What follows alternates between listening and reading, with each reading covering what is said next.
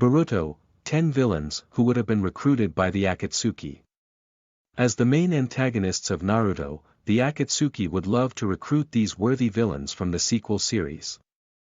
Naruto is one of the most popular anime franchises of all time, which is not all that surprising since it tells a grand, overarching story filled with compelling characters. The vast majority of these characters are ninja. And a large portion of the story focuses on Naruto and his friends battling the Akatsuki. The Akatsuki was a secret organization composed of rogue ninja who were all Kage level. And several members were capable of destroying entire villages and nations single-handedly. Boruto is a sequel series that tells the story of Naruto's son, and like its predecessor. It has introduced its own set of villains who have their own unique skills and abilities. The Akatsuki was always looking for new members, and although many of Boruto's villains are not Akatsuki material, several of them would have probably been recruited by the organization. 10. Amato could have augmented the group to become even stronger. Every single one of Kara's inners earned their spot within the organization because they possess monstrous strength. And although Amato hasn't shown the full extent of his power, manga readers know that he is incredibly fast. If the Akatsuki were to recruit Amato though, it would be for his mind rather than his skills as a shinobi. As the head of Kara's research and development division, Amato augmented several members with scientific ninja tools that essentially turned them into powerful cyborgs.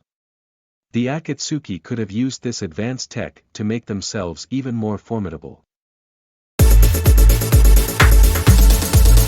9. As a Jiraiya clone, Koji Kashin would have been one of the group's strongest members. The Boruto anime has given fans quite a few surprises so far, but the biggest is yet to come. Koji Kashin is one of Kara's strongest inners, and he was created by Amato by using some of Jiraiya's DNA, which makes him a clone of the legendary Sannin. Koji can use every jutsu in Jiraiya's arsenal, including the Rasengan, but unlike the original, he has managed to perfect Sage mode. Like Jiraiya, very few characters would be able to defeat Koji, and the Akatsuki would be foolish to not recruit him since Jiraiya himself was on Pain's level. 8. Shojoji would have been a great spy thanks to his corpse clone technique. Shojoji may not be part of Kara, but he is still one of the more dangerous villains Boruto has introduced. He is the leader of the Majina gang, and his criminal activities have earned him a spot in the Leaf Village's bingo book. He may be large, but Shojoji is quite fast, and he is an exceptional taijutsu user. The most terrifying thing about him, though, is his corpse clone technique, a jutsu that allows him to perfectly transform into someone by eating them. The Akatsuki could have easily recruited him to be the perfect spy. And he could have helped to lead trusting Jinchuriki into traps. 7. Delta's body modifications chakra absorption would have come in handy. Delta may be short-tempered, but she is incredibly strong, which is why she earned a spot amongst Kara's inners. Her entire body has been augmented to the point that she is now a full cyborg, granting her the ability to use literal rocket boots and eye lasers. She is also capable of absorbing large amounts of chakra through her eyes. And if her body becomes severely damaged, she can just upload her consciousness into a spare. The Akatsuki were interested in individuals who could take on Jinchuriki, and Delta proved that she was up to the task when she went head-to-head with Naruto.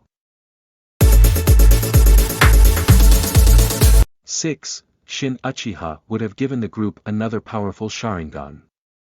Naruto's past has come back to haunt him more than once, and allowing Orochimaru to roam about free without divulging information is the reason why Shin Uchiha became a threat. Shin was one of Orochimaru's test subjects, and after having multiple Sharingan implanted into his body, he became fixated on the Uchiha clan and specifically Itachi. Shin wished to bring the Akatsuki back to fulfill Itachi's legacy, which shows that he already had incredible loyalty toward the organization. The Akatsuki would have likely recruited him without a second thought simply because he possessed his own Mangekyo Sharingan. One that allowed him to telekinetically control metal tools and weapons. 5. Boruto could heal any injury. He possesses a very effective virus. The Akatsuki already had a religious fanatic in Haydn, so adding someone like Boruto who leads his own cult would not be an issue. Boruto is another one of Kara's inners, and the cult he led believed that true bliss could only be achieved through the infinite Tsukimi. Thanks to Amato's augmentations, Boruto can release a dark mist that carries a virus that paralyzes anything it comes into contact with. Which means that he would be very effective against Jinchuriki. His body also contains a unique core that can travel throughout his body and heal any injury he sustains within seconds. 4. Ku was one of the only ninja who could use dust release. Boruto fans have seen quite a few impressive feats of strength, including Anoki's duel with Ku. After the death of his grandson, the former Tsuchikage wished to see a world where no more young ninja were killed, which is why he tried to create synthetic humans to act as soldiers. These experiments led to the creation of Ku, who is actually a partial clone of Anoki. Ku had acquired all of Anoki's abilities, including the extremely rare and powerful dust release. This nature transformation has the power to disintegrate anything at the molecular level, which makes it a jutsu that the Akatsuki would have loved to have at their disposal. 3. Victor is surprisingly strong, possesses superhuman regenerative abilities. Most people know Victor as the president of a medical supply company in the Land of Valleys, but he is actually one of Kara's inners. His goal is to create his own god tree so that he can eat the chakra fruit and gain eternal life. Victor is capable of using all 5 basic chakra natures, and thanks to his experiments with Hashirama's cells, he is capable of instantly regenerating injuries.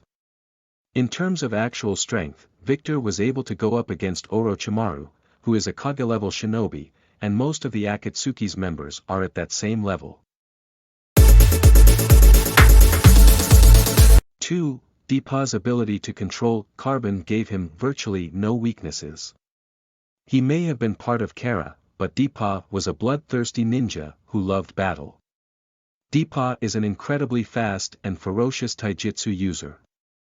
And he was capable of defeating multiple Cloud Village Jonin as if they were still academy students. If the Akatsuki were to recruit Deepa, it would be because he has the ability to manipulate carbon, which is an element that can be found throughout the world. He can gather external carbon to form cubes and other shapes, and he can fire them at insane speeds.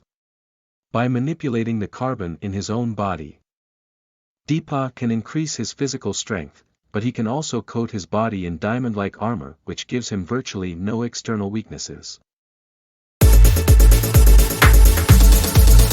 1. Jigen could have captured all the tailed beasts himself. Jigen is the leader of Kara, which makes him one of the strongest antagonists in the series so far.